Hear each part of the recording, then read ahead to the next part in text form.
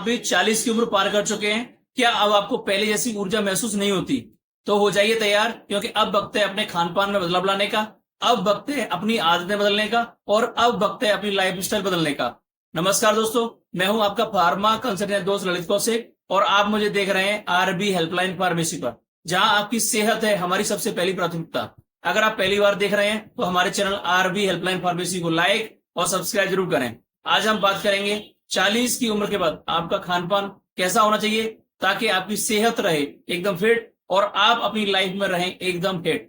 40 की उम्र आते आते शरीर में ऊर्जा की कमी हो जाती है और इस उम्र तक आते आते फिटनेस के अभाव में शरीर का वजन भी बढ़ जाता है। अब बढ़ती हुई उम्र को तो नहीं रोका जा सकता, मगर उम्र के हिसाब से खान पान में बदलाव लाकर सेहत को काबू में रखा जा सकता है। एक्सपर्ट्स के अनुसार उम्र बढ़ने के साथ मेटाबॉलिज्म, मांसपेशियों और हार्मोन्स में बदलाव आने लगता है, जिसकी वजह से हमारी पोषण संबंधी जरूरतें बदलने लगती हैं।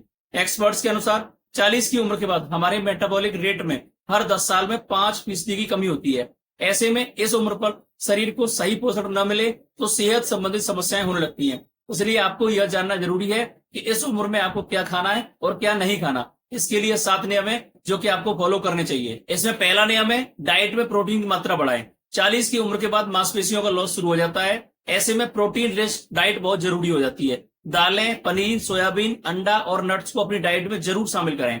दूसरा नियम है कैल्शियम और विटामिन डी का सेवन बढ़ाएं। हड्डियों को मजबूत बनाए रखने के लिए कैल्शियम और विटामिन डी बहुत ही जरूरी है।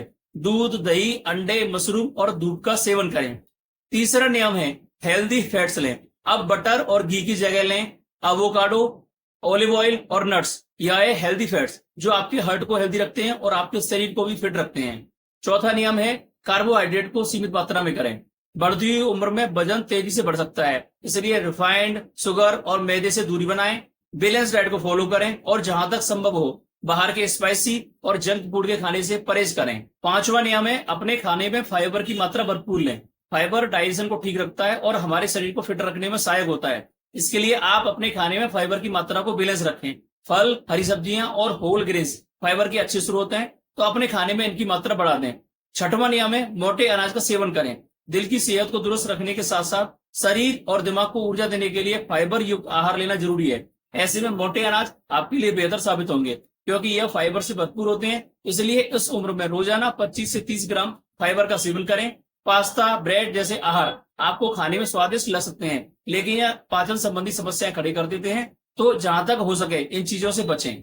सातवां नियम है नमक का सीमित सेवन करें। अत्यधिक नमक का सेवन करने से आपको कई सारी परेशानी हो सकती हैं, तो उनसे बचने के लिए आप कम नमक का सेवन करें, जो कि आपके लिए फायदेमंद साबित हो सकता है। आपको अंदाजा ही नहीं होगा कि जो कुकीज, सॉस या पैकेट वाले फ्रोजन खाने को आप खाते हैं उसमें ढेर सारा सोडियम हो सकता है, तो इनसे बचें और आप साधारण नमक की बजाय लो सोडियम नमक का सेवन करें और अपने दैनिक नमक की मात्रा को कम कर दें।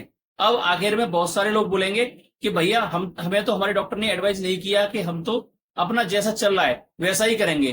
तो उनके लिए यह है, भले ही आपको आपके डॉक्टर ने अपने आहार में बदलाव करने के लिए ना कहा हो, लेकिन अच्छी सेहत के लिए 40 की उम्र के बाद खुद ही आपको अपने खान पान में बदलाव कर देना चाहिए। और सबसे जरूरी, बढ़ती हुई उम्र के साथ साथ आपको भूख के संकेतों पर भी ध्यान देना चाहिए। भूख लगने पर ही खाना खाना चाहिए। यह न केवल आपके शरीर को पोषण देता है, बल्कि यह आपके मेटाबॉलिज्म को बनाए रखने में भी मदद कर सकता है। इसलिए इस उम्र में संतुलित खाना आपके लिए महत्वपूर्ण है। लेकिन कुछ ऐसे खाद्य पदार्थ हैं जिन्हें आपको अपने आहार में सीमित रखना चाहिए। उसमें अधिक चीनी वाले आहार, मैदा वाले फूड, पैकेट वाले खाने, अत्यधिक ऑयली और अत्यधिक स्पाइसी और अनहाइजेनिक खाने से आपको बचना चाहिए। तो आखिर में दोस्तों, मैं उम्मीद करता हूं उम्र बढ़ने के साथ हमने खान पान के बारे में जो भी जानकारी आप तक पहुंचाई है वो आपको अच्छी लगी होगी। फिर भी आपका कोई सवाल है तो उसे कमेंट बॉक्स में जाकर लिख सकते हैं, मैं उसका जवाब जल्द से जल्द देने की कोशिश करूंगा। अगर आप नए हैं और हमारे चैनल को पहली बार देख रहे हैं तो प्लीज हमारे चैनल आरबी हेल्पलाइन फार्मेसी को लाइक और सब्सक्राइब जरूर करें। ओके फ्रेंड्स, फिर मिलते हैं ऐसे ही किसी नॉलेज वाली वीडियो के साथ। Till that, stay blessed, stay fit and stay inspired. Thank you.